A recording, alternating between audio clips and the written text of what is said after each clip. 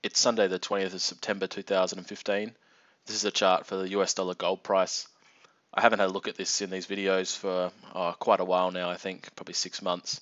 Um, there really just hasn't been a lot happening. It's been sort of trending down, sort of just gyrating between 1150 and 1100, and then that breakdown through 1100 with the Chinese gold holding announcement.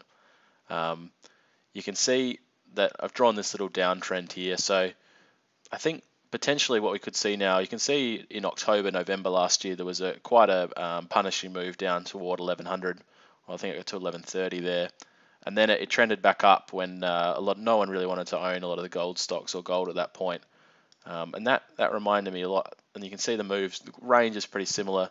Had the little pullback, which we've had again, and then it at the start of 2015, it really kicked on toward 1250 US dollar gold price. So I think there's a good chance we could see another move up toward the top of this range.